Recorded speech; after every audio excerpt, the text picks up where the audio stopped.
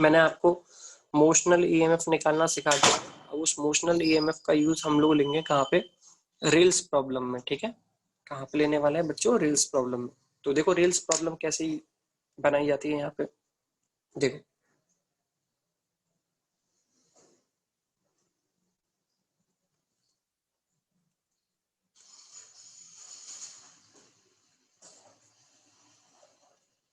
देखो बच्चों, अगर रील्स प्रॉब्लम की बात की जाए तो आपके सामने यहाँ पे डायग्राम दिया गया है। देखो क्या है, आपको बोला गया यहाँ इनटू दी प्लेन, ऐसा समझो कि दो रेल्स लगाई गई हैं। सबसे पहले तो अभी कोई इनटू दी प्लेन की बात नहीं कर रहा, पहले मैंने यहाँ पे दो रेल्स लगाई।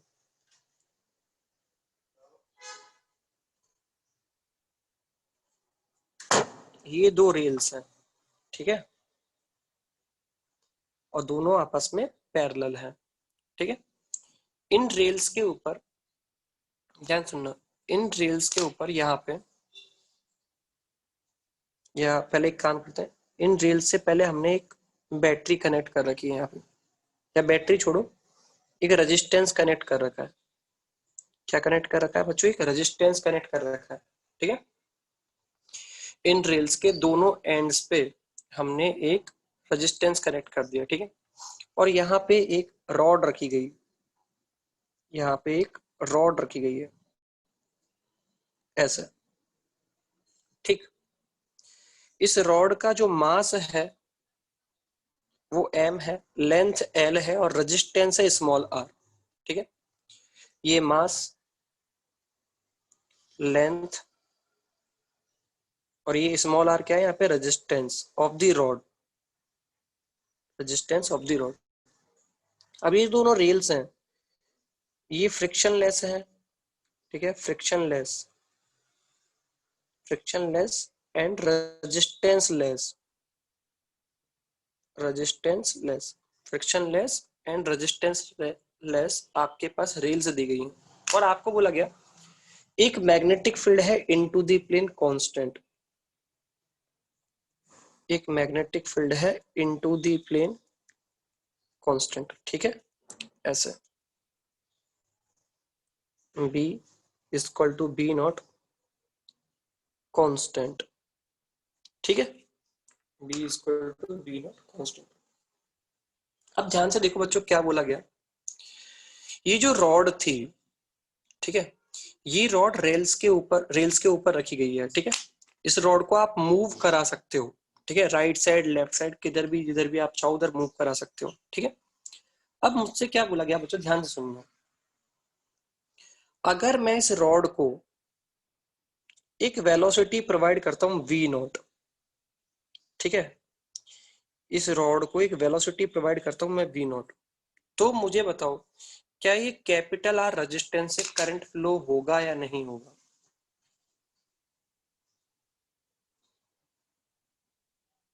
यस और नो में रिप्लाई दें। अगर इस कैपिटल ये जो रॉड है, अगर इस रॉड को मैं वेलोसिटी दे दूं v नॉट, तो क्या एक लूप जो आपको लेफ्ट साइड बनता हुआ नजर आ रहा है, इस लूप में करंट होगा या नहीं होगा।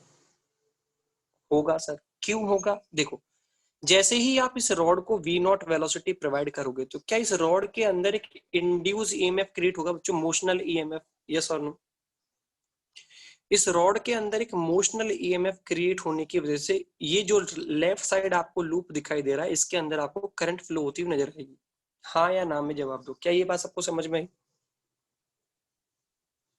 हाँ, ये बात सबको आई थिंक समझ में आ गई। अब मेरा क्वेश्चन ये है, जब वो करंट फ्लो होना स्टार्ट होगी तो क्या वो करंट लूप से, सॉरी ये रॉड से भी फ्लो होगी बच्चों, क्या वो करंट इस रॉड से भी फ्लो होगी। हाँ, इस रॉड से भी फ्लो होगी। तो जैसे ही ये करंट रॉड से फ्लो होगी तो क्या आपको एक करंट कैरिंग कंडक्टर एक मैग्नेटिक फील्ड के अंदर दिखेगा। अच्छा, अगर एक करंट कैरिंग कंडक्टर को मैग्नेटिक फील्ड के अंदर रखा जाए तो क्या उसके ऊपर एक फोर्स लगता है।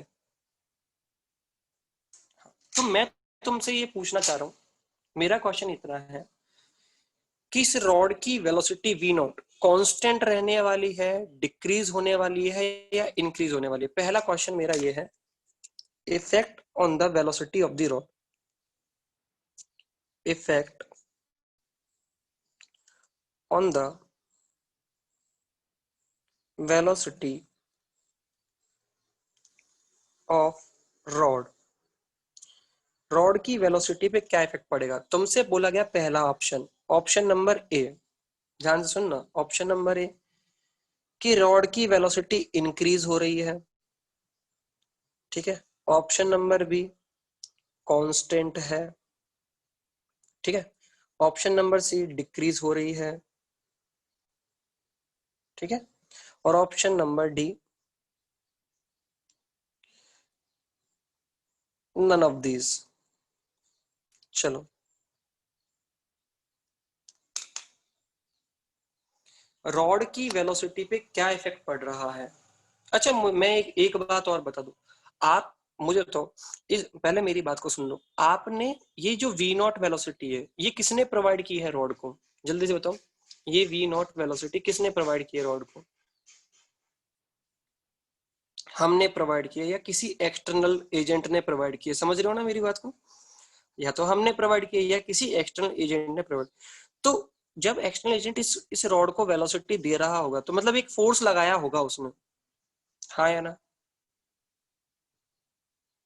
हाँ, तो जो फोर्स एक्सटर्नल एजेंट लगाया वो केवल एक इंस्टेंट के लिए लगाया। हमने ऐसा समझो, एक्सटर्नल एजेंट इसको स्पीड देके हट गया यहाँ से। क्या मेरी बात सबको समझ में आ रही है?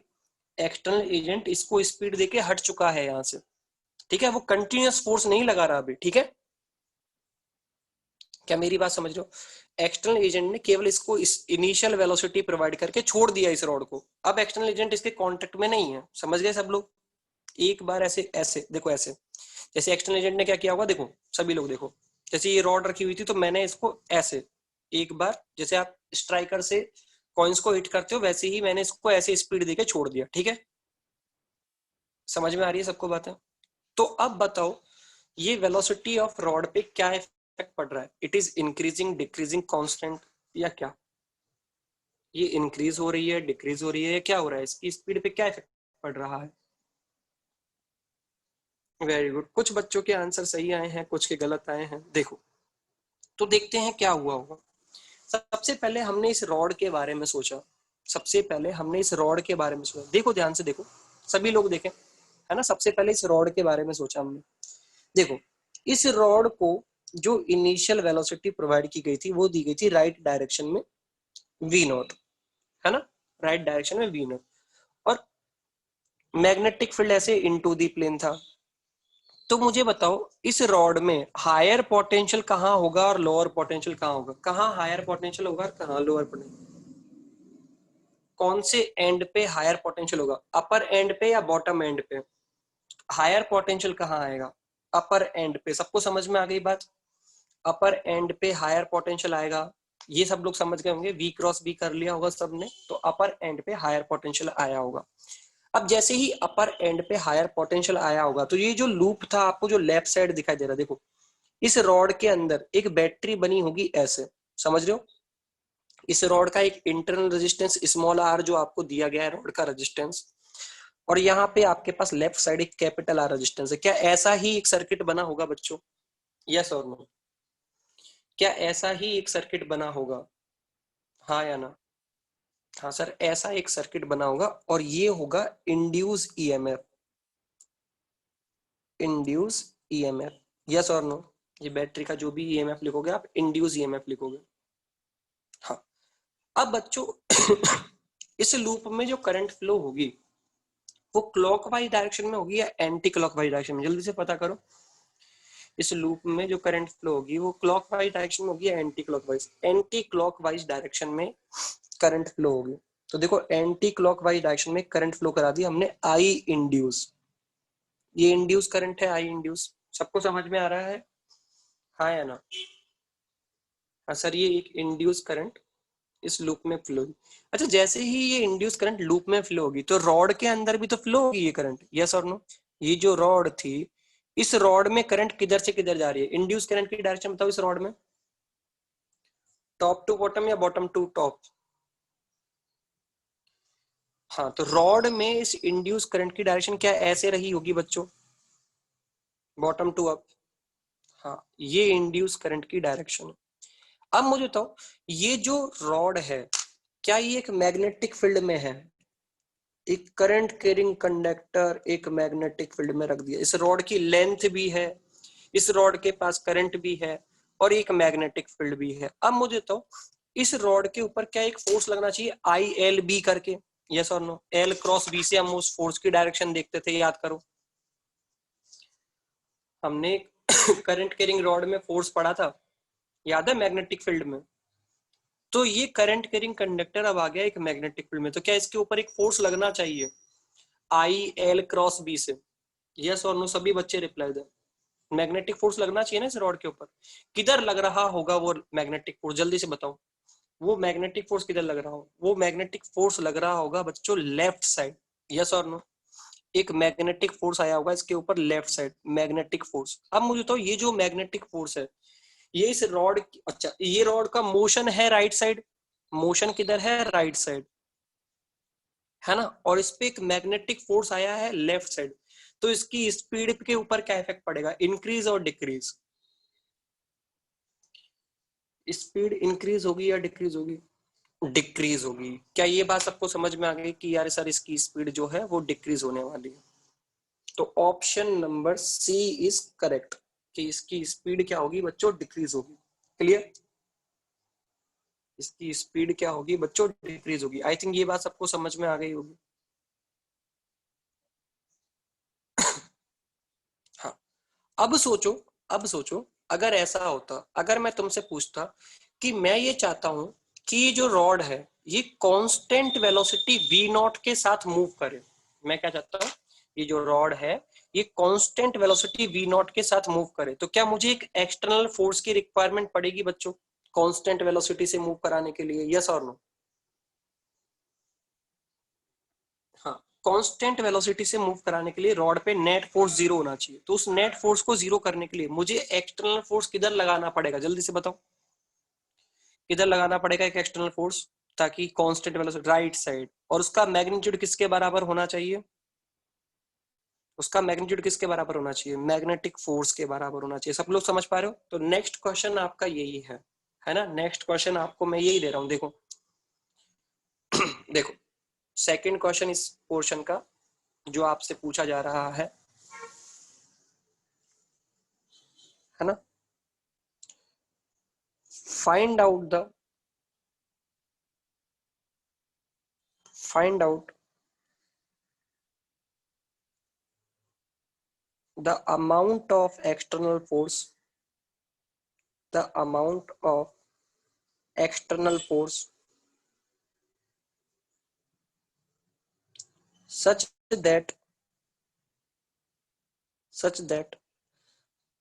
the velocity, sorry, the rod is moving with the, such that the rod is moving with constant velocity v naught, with constant velocity v not, जो आपने इनिशियली स्पीड दी है उतनी ही स्पीड से ये कंटिन्यूअस मूव करता रहना चाहिए। चलो सॉल्व करो इस क्वेश्चन को, अब आप ही लोग सॉल्व करो, चलो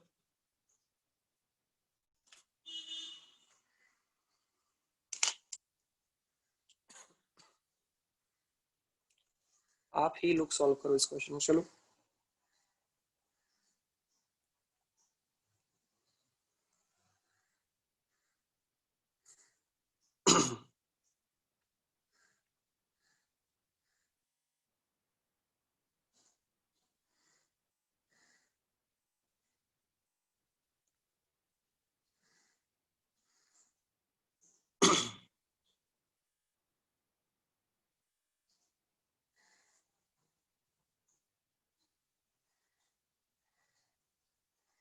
हाँ, तो देखो कैसे सॉल्व करेंगे इस क्वेश्चन को। तो हमने देखा कि सर अगर वी नॉट, क्वेश्चन ने बोल दिया ना कि वी नॉट कैसी रहनी चाहिए, कांस्टेंट। क्वेश्चन ने बोल दिया है कि वी नॉट कैसी रहनी चाहिए, कांस्टेंट। अगर वी नॉट कांस्टेंट है तो इस रॉड के अंदर, इस रॉड की वेलोसिटी को आप हर टाइम पे क्या वी नॉट एज्यूम कर सकते हो? हर इंस्टेंट पे आप इस रॉड की वेलोसिटी को v नॉट मान सकते हो। हाँ, और ये मैग्नेटिक फील्ड था ऐसे। तो इस रॉड में एक ईएमएफ क्रिएट होगा और इंड्यूस ईएमएफ की वैल्यू जो होगी यहाँ पे, इंड्यूस ईएमएफ की जो वैल्यू होगी बच्चों वो होगी v not B not into L, क्योंकि देखो मैग्नेटिक फील्ड, वेलोसिटी वेक्टर और एल वेक्टर तीनों आपस में परपेंडिकुलर, तो ये इंड्यूस ईएमएफ लिखा जाएगा v not B naught L. अब ये कांस्टेंट है, क्यों कांस्टेंट है? क्योंकि v नॉट को कांस्टेंट रख रखा है हमने। हम ये चाहते हैं क्वेश्चन में v नॉट कांस्टेंट बना रहे, तो क्या इंड्यूस ईएमएफ भी कांस्टेंट बना रहेगा बच्चों? हाँ या ना? इंड्यूस ईएमएफ भी कांस्टेंट बना रहेगा।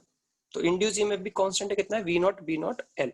और आपको पता चल गया था कि इस रॉड में कौन हायर पोटेंशियल होगा और कौन लोअर पोटेंशियल होगा। तो देखो हायर पोटेंशियल तो ये यहाँ पे, ये एक इंटरनल रेजिस्टेंस R और यहाँ पे कैपिटल R रेजिस्टेंस हो गया, तो ये ईएमएफ इंड्यूस। तो यहाँ से अगर इंड्यूस करंट की वैल्यू निकाली जाए, जो इंड्यूस करंट एंटी क्लॉकवाइज घूम रही है, उस इंड्यूस करंट की अगर वैल्यू निकालू मैं, आई इंड्यूस, तो आई इंड्यूस की वैल्यू हो जाएगी बच्चों V naught B not L upon capital R plus small R. Yes और नो? क्या ये इंड्यूस करंट की वैल्यू हो जाएगी बच्चों V naught EMF upon R equivalent, है ना? तो देखो ये जो रॉड थी, ये जो रॉड थी, इस रॉड में एक करंट फ्लो हो रही है ऐसे अपवर्ड डायरेक्शन में, आई इंड्यूस, ठीक है, आई इंड्यूस।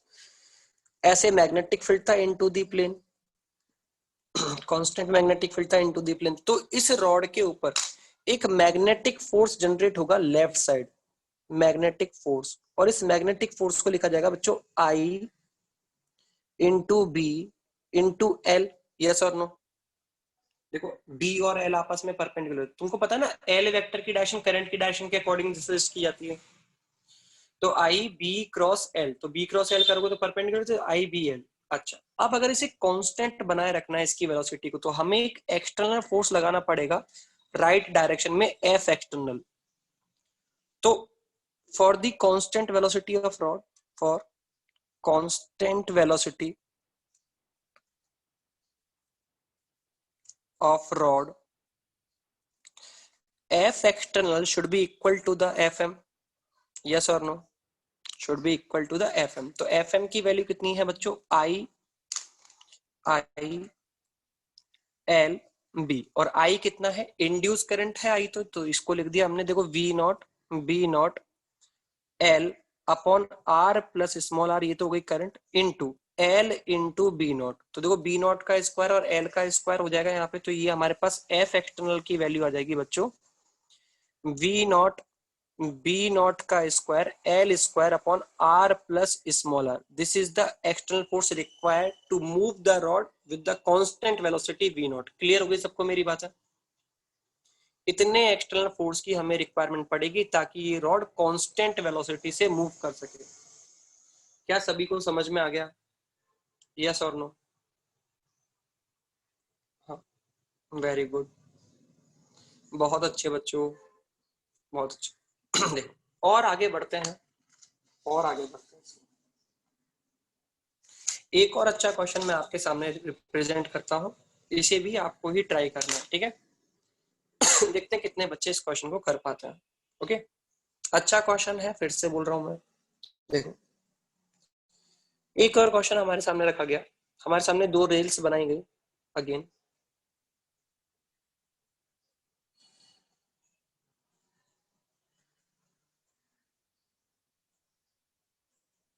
ठीक है? ये जो रेल्स है ना, ये हॉरिजॉन्टल प्लेन पे रखी गई हैं, ठीक है? कोई भी कंफ्यूज ना हो, ये सब हॉरिजॉन्टल प्लेन पे रखी गई है।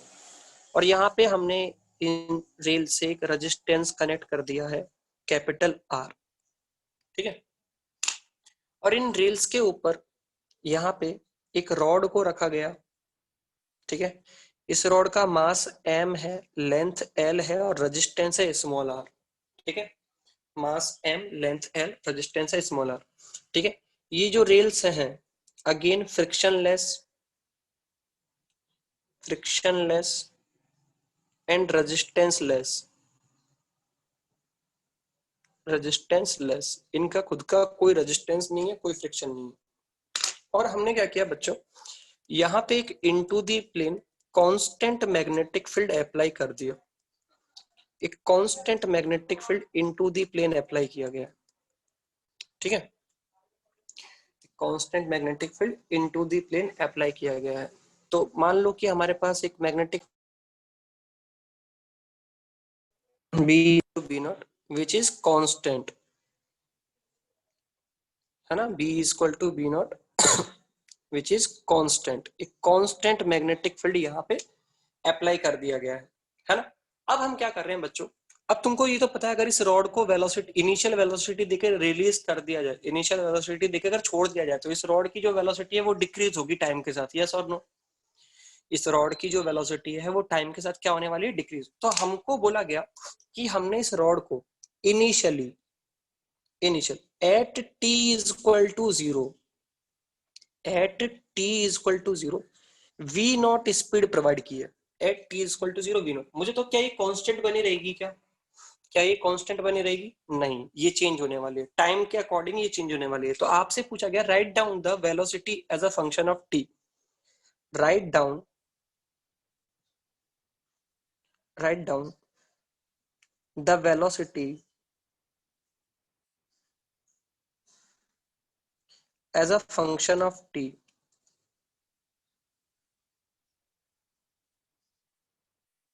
अच्छा मुझे बताओ क्या इस क्वेश्चन में तुम लोग, तो मुझे तो क्या इस क्वेश्चन में तुम लोग वेलोसिटी को कांस्टेंट मान सकते हो क्या, पहली बात तो रॉड पे जो वेलोसिटी है कैसे कांस्टेंट मान सकते हो, नहीं मान सकते। दूसरी, अच्छा अगर ये वेलोसिटी कांस्टेंट नहीं है तो रॉड के अंदर जो ईएमएफ इंड्यूस होगा क्या वो कांस्टेंट रहने वाला है, नहीं, नहीं रहने वाला। तो रॉड के अंदर ईएमएफ जो इंड्यूस होगा वो कांस्टेंट नहीं होगा। तो रॉड के अंदर अगर इंड्यूस ईएमएफ कांस्टेंट नहीं है तो जो लेफ्ट साइड लूप दिया गया है उस लूप में जो करंट इंड्यूस होगी क्या वो कांस्टेंट करंट होगी, नहीं, वो भी कांस्टेंट नहीं होगी क्योंकि वो इंड्यूस ईएमएफ के ऊपर डिपेंड करती है। तो जब ये रॉड मूव कर रही होगी तो इस रॉड से पास होने वाली जो इंड्यूस करंट है वो कांस्टेंट नहीं है। तो जब ये rod current carrying conductor magnetic field में रखा जाएगा, मैग्नेटिक फील्ड में खुद को फील करेगा तो इसके ऊपर जो मैग्नेटिक फोर्स क्रिएट होगा IBL या ILB, जो फोर्स क्रिएट होगा क्या वो फोर्स को आप कांस्टेंट मान पाओगे क्या, क्योंकि वो फोर्स जो है वो करंट के ऊपर डिपेंड कर रहा है, करंट कांस्टेंट नहीं है। तो करंट कांस्टेंट नहीं है तो फोर्स भी कांस्टेंट नहीं है, और अगर फोर्स कांस्टेंट नहीं है तो इसका एक्सेलरेशन भी कांस्टेंट होने वाला नहीं है।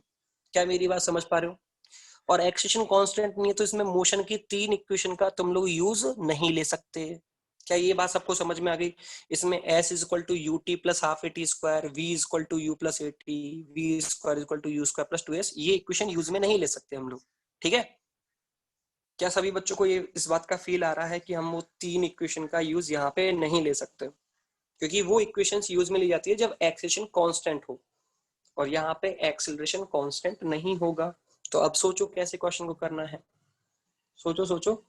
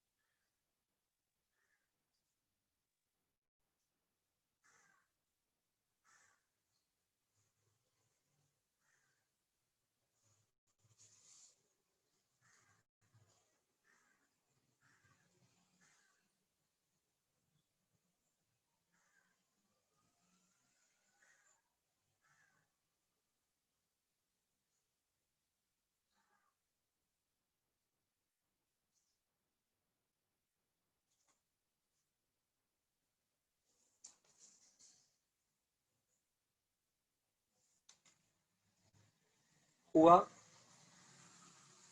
किसी से सॉल्व हुआ? अच्छा क्वेश्चन है अपने आप में, थोड़ा सोचोगे तो कर दोगे। अच्छा बच्चों, देखो अगर हमें v as a function of t निकालना है तो हमें ये तो पता है कि ये जो वेलोसिटी है कांस्टेंट नहीं है। तो क्या हमें एक जनरल टाइम पे, किसी भी एक जनरल टाइम t पे इस रॉड की वेलोसिटी को v मान लेना चाहिए? यस और नो? क्या एक जनरल टाइम t पे हमने इस रॉड की वेलोसिटी को सोचा कितनी होगी? तो देखो, सबसे पहले क्वेश्चन को हमने सोचा कि यार मान लो at t is equal to T time, at t is equal to T time मैंने इस रॉड की वेलोसिटी को कुछ ना कुछ एज्यूम कर लिया। कितना एज्यूम कर लिया? इस रॉड की वेलोसिटी को मैंने v एज्यूम कर लिया। कितना एज्यूम कर लिया? v। अच्छा, मैं क्यों कर रहा हूँ ऐसा? क्योंकि अगर मैं रॉड की वेलोसिटी को कुछ एज्यूम कर लेता हूँ तो मुझे ईएमएफ मिल जाएगा, ईएमएफ मिल जाएगा तो इंड्यूस करंट मिल जाएगी, और इंड्यूस करंट मिल जाएगी तो रॉड पे लगने वाला मैग्नेटिक फोर्स मुझे पता चल जाएगा। यस और नो? हाँ या ना? और रॉड पे लगने वाला फोर्स पता चल गया तो एक्सीलरेशन पता चल जाएगा। उस एक्सीलरेशन को मैं डीवी अपॉन dt लिख दूंगा और देन इंटीग्रेशन कर देंगे हम लोग। यस और नो? उस एक्सीलरेशन को हम लोग डीवी अपॉन dt लिख देंगे और क्वेश्चन को सॉल्व कर लेंगे भाई। ठीक है? तो हमने बोला कि भाई सपोज करो at t is equal to T time the velocity of rod is v। तो इस केस में जो ईएमएफ क्रिएट होगा, इंड्यूस ईएमएफ क्रिएट होगा at t is equal to T time, induce EMF, ये इंड्यूस ईएमएफ क्रिएट होगा बच्चों v B not into L. Yes और नो? तीनों आपस में परपेंडिकुलर, तो वेलोसिटी बी नॉट और एल, ये इंड्यूस ईएमएफ हो गया। और इस इंड्यूस ईएमएफ का जो हायर पोटेंशियल होगा वो रॉड में आपको दिखेगा अपर और एस। यस और नो? ये स्मॉल आर, ये कैपिटल आर, और ये इंड्यूस ईएमएफ। तो इस इंड्यूस ईएमएफ की वजह से करंट क्रिएट होगी आई। तो इंड्यूस करंट की अगर मैं वैल्यू लिखूंगा यहाँ पे इंड्यूस करंट, तो ये इंड्यूस करंट की वैल्यू होगी बच्चों हमारे पास induce EMF V B not L upon R plus small R. Yes और नो? ये इंड्यूस करंट की वैल्यू होगी। और ये इंड्यूस करंट जो है ये रॉड के अंदर मुझे दिखाई देगी ऐसे, रॉड के अंदर ऐसे करंट दिखाई देगी, इंड्यूस करंट। और इस इंड्यूस करंट जब रॉड में जब ये फ्लो होगी तो रॉड मैग्नेटिक फील्ड में है, तो इस मैग्नेटिक फील्ड में जब रॉड के अंदर करंट फ्लो होगी तो इसके ऊपर एक मैग्नेटिक फोर्स लगेगा लेफ्ट साइड एफ एम, और इसका मोशन है राइट साइड में। ठीक है? इसका मोशन है राइट साइड में। तो जो ये फोर्स होगा, गौर से देखो, इस फोर्स की जो वैल्यू होगी एफ एम, क्या इस फोर्स की वैल्यू लिखी जाएगी बच्चों I into B not into L. और आई की वैल्यू ये लिख रही है हमारे पास, देखो V B naught square L square upon R plus R. क्या ये magnetic force on the rod है? यस और नो? अच्छा, इस फोर्स में ऐसी कौन सी क्वांटिटी है जो वेरिएबल है? इस फोर्स में ऐसी कौन सी क्वांटिटी है जो वेरिएबल है? जल्दी से बताओ। हाँ, v is variable, very good. यहाँ पे कौन वेरी कर रहा है? v वेरी कर रहा है तो ये फोर्स भी वेरी कर रहा है। तो अगर मैं एक्सेलरेशन ऑफ द रॉड निकालू, गौर से देखना, अगर मैं एक्सेलरेशन ऑफ द रॉड निकालू तो a, तो एक्सेलरेशन ऑफ द रॉड आएगा बच्चों v B naught square L square upon R plus small R. क्या ये एक्सेलरेशन है बच्चों? हाँ। और इस एक्शन की डायरेक्शन किधर है? जल्दी से बताओ। इस एक्सेलरेशन की डायरेक्शन किधर है? राइट साइड या लेफ्ट साइड? Left side. तो मुझे तो ये स्पीड को इंक्रीज कर रहा है या डिक्रीज कर रहा है? ये जो एक्सेलरेशन है ये स्पीड को इंक्रीज कर रहा है या तो मुझे बताओ, अगर ये एक्सेलरेशन स्पीड को, सॉरी ये डिवाइड बाय मास और होगा, सॉरी यहाँ पे एम मास और आएगा। ठीक है? हाँ। तो ये जो एक्सेलरेशन है अगर ये स्पीड को डिक्रीज कर रहा है तो आप एक्सेलरेशन को डीवी बाई डी टी लिखोगे या minus DV by D T लिखोगे? जल्दी से बताओ। आप इस सेक्शन को डीवी बाई डी टी लिखोगे या माइनस डीवी बाई? भाई rate of change in velocity, तो rate of change in velocity decreasing या इंक्रीजिंग, तो माइनस के साइन के साथ लिखी जाएगी ना, minus DV by D T. Yes और नो? हाँ या ना?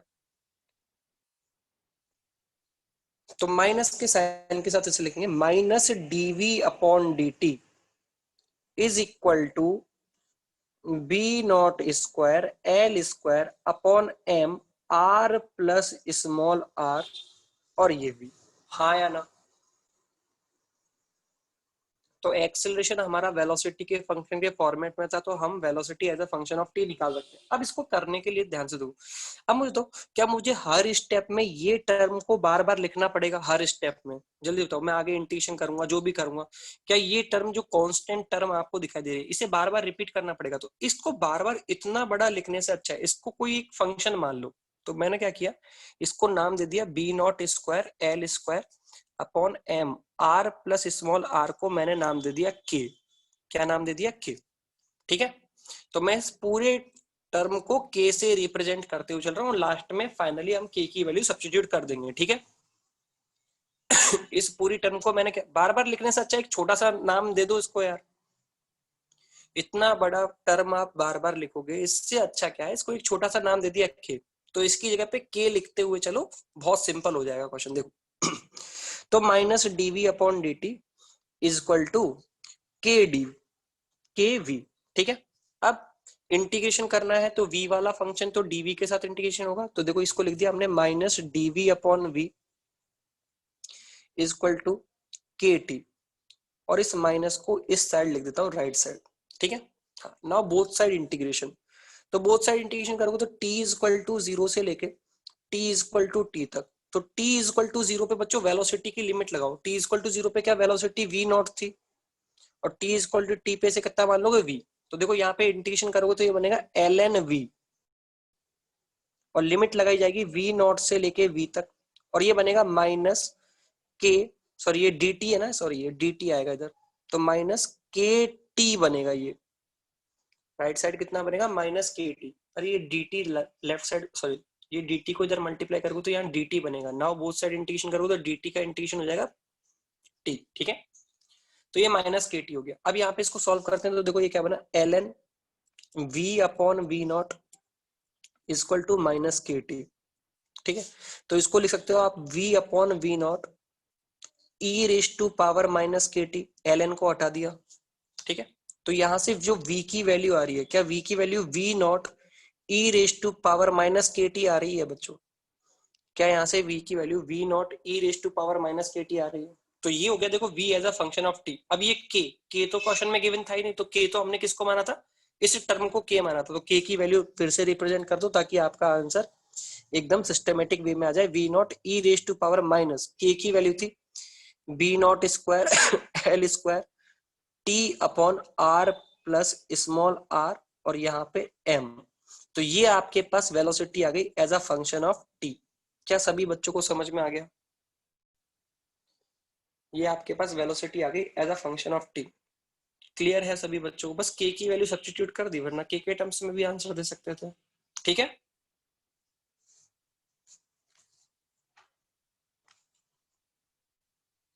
आई थिंक सभी को मेरी बात यहाँ पे समझ में आ गई होगी। ठीक है, चलो और देखो कैसे कैसे क्वेश्चन बना सकते हैं इसी में रेल्स प्रॉब्लम्स में। देखो रेल्स प्रॉब्लम में एक और क्वेश्चन बना देता हूँ। अभी तक बच्चों जो मैं क्वेश्चन करा रहा था रेल्स प्रॉब्लम के, क्या उसमें रेल्स जो थी क्या हॉरिजॉन्टल रखी हुई थी बच्चों? क्या वो रेल्स हॉरिजॉन्टल प्लेन पे रखी गई थी?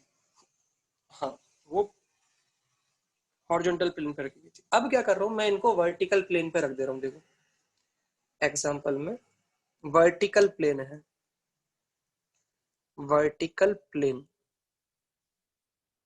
ठीक है, वर्टिकल प्लेन में ऐसे रेल्स रखी गई हैं, ऐसे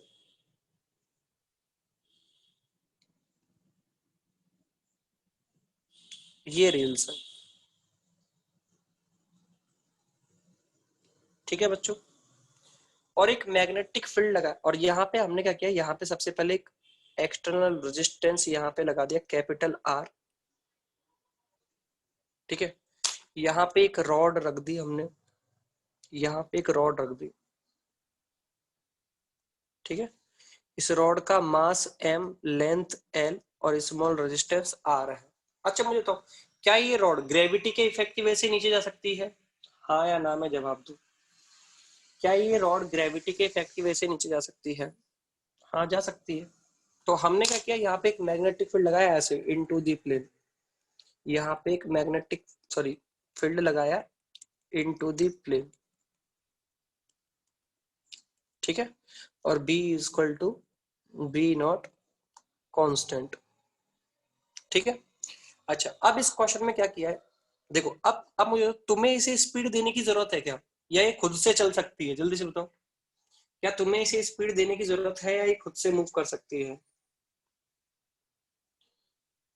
ये तो खुद से भी मूव कर सकती है, वेरी गुड सर, ये जो रॉड है ये तो खुद से भी मूव कर सकती है।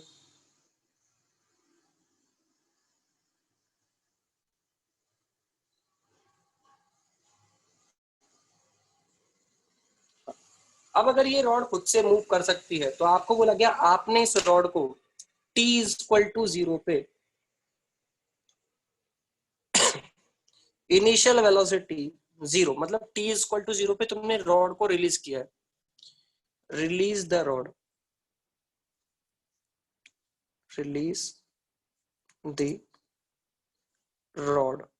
अब मुझे बताओ इस रॉड की जो स्पीड है ये पहले बढ़ेगी या कम होगी, जल्दी से बताओ, इस रॉड की जो स्पीड है पहले बढ़ेगी या कम होगी, जल्दी से बताओ।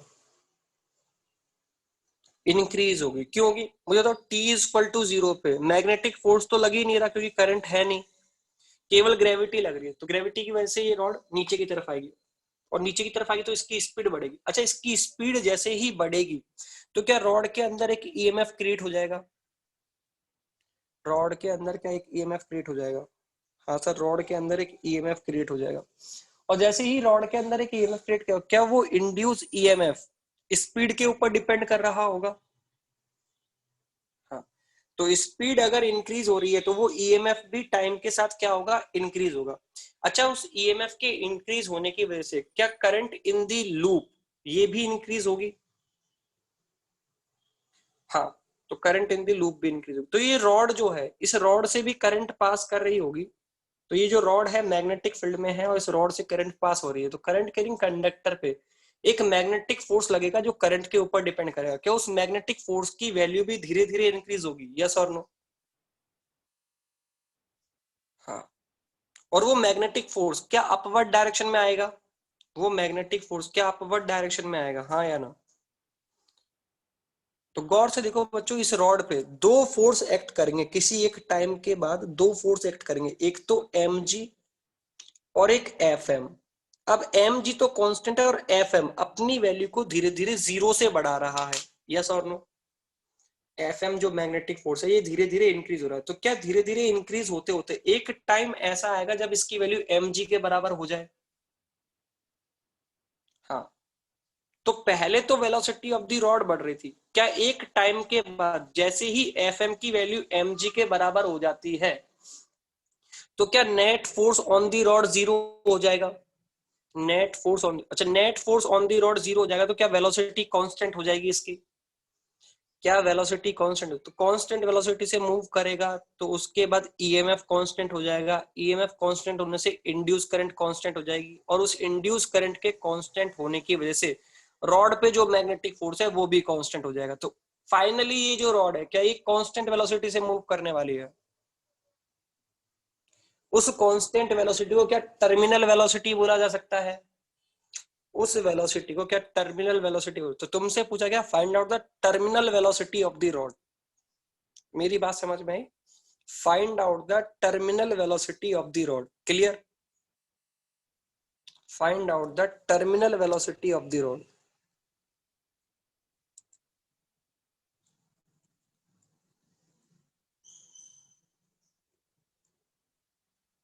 Terminal velocity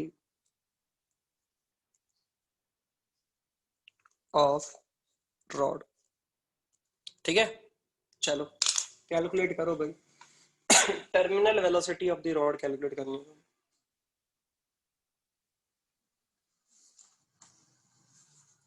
find out the terminal velocity of the rod,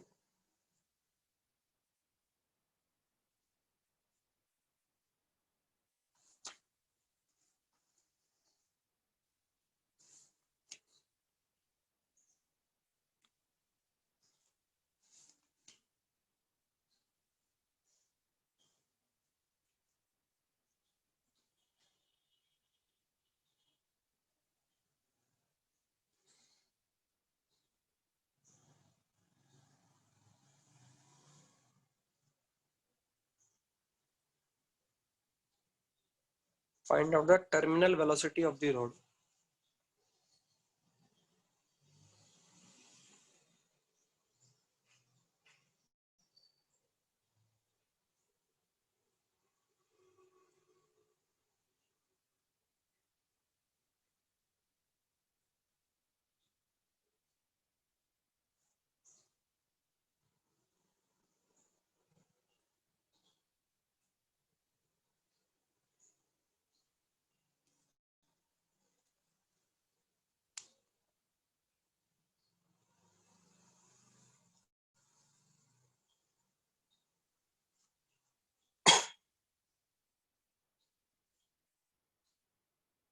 find out the terminal velocity of the rod. कर सकते हो बच्चों, सबको समझ में। अच्छा, टर्मिनल वेलोसिटी कब अचीव होगी? जब एफ एम और एम जी एक दूसरे के बराबर हो जाएं। तो बस यही करना है तुम्हें, एफ एम और एम जी को बराबर मान लो। टर्मिनल वेलोसिटी कितनी है? वी मान लो। एक टाइम आया, किसी टाइम टी पे टर्मिनल वेलोसिटी अचीव हो गई।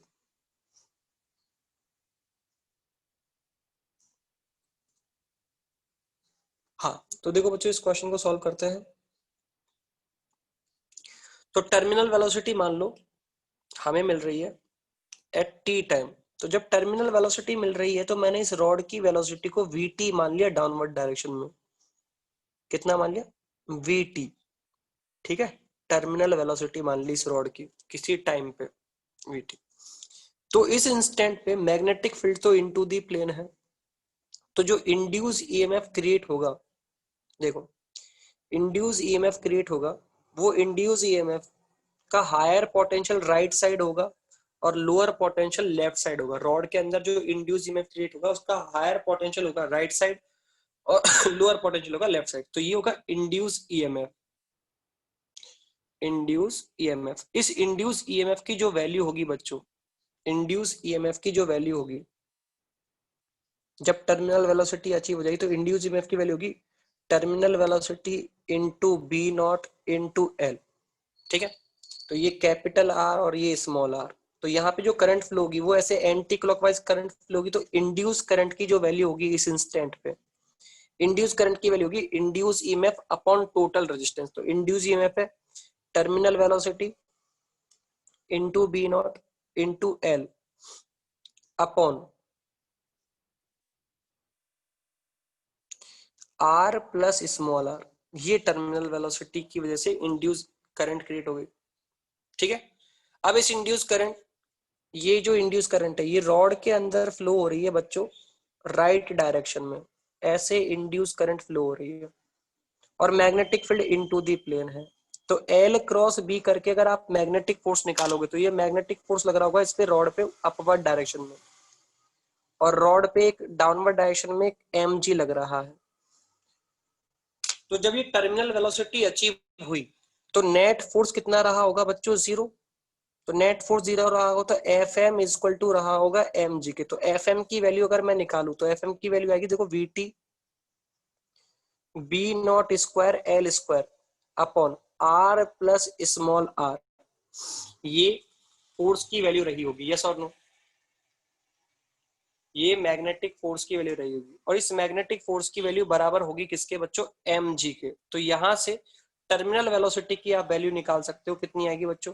M G capital R plus small R upon B naught square L square. कितने बच्चों का ये आंसर आ गया था? जल्दी से बताओ टर्मिनल वेलोसिटी की value. M G R plus capital, sorry, capital R plus small R upon B naught square L square. बहुत बढ़िया बच्चों, बहुत अच्छे।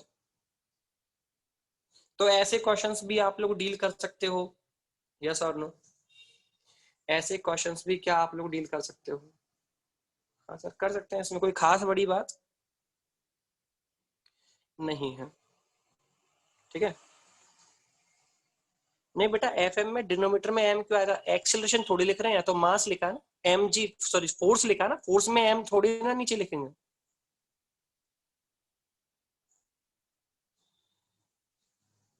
हाँ, चल, देखो, और देखो और कैसे क्वेश्चन बनाया जा सकता है। अच्छा, एक मैं ना एडवांस लेवल के लिए क्वेश्चन बताता हूँ, है ना। एडवांस लेवल के एक क्वेश्चन तुम्हारे सामने रिप्रेजेंट करता हूँ। देखो एडवांस लेवल का एक क्वेश्चन आपके सामने रिप्रेजेंट करता हूँ। तुम्हें बस सोच के आना, घर पे बैठ के सोचना आराम से, मैं हिंट दे दूंगा कैसे क्वेश्चन को सॉल्व करना है, सोचना। नेक्स्ट क्लास में मैं डिस्कस करूंगा इस क्वेश्चन को, देखना क्या है। आपको बोला गया बच्चों ऐसे देखो ये रेल्स है,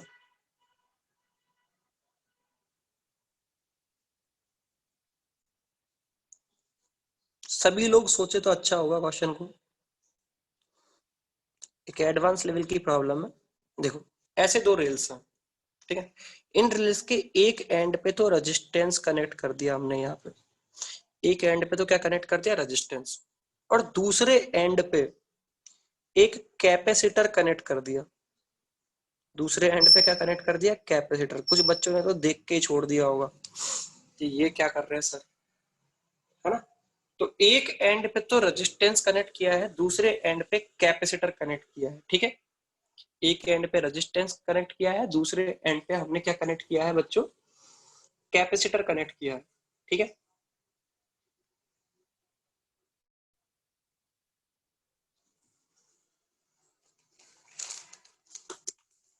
ठीक।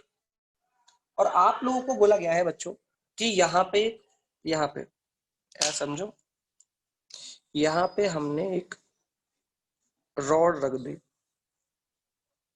एक क्या रख दी है बच्चों, हमने एक रॉड रख दी है, ठीक है। यहाँ पे हमने एक रॉड रख दी और यहाँ पे इनटू दी प्लेन एक मैग्नेटिक फील्ड है, इनटू दी प्लेन एक मैग्नेटिक फील्ड प्रेजेंट है हर जगह, constant magnetic field B is equal to B naught constant. अब मुझे बताओ बच्चों, अगर मैं रॉड को चलाता हूँ, रॉड को अगर मैं स्पीड प्रोवाइड करता हूँ, तो करंट जो है वो कितने लूप में फ्लो होने वाली है,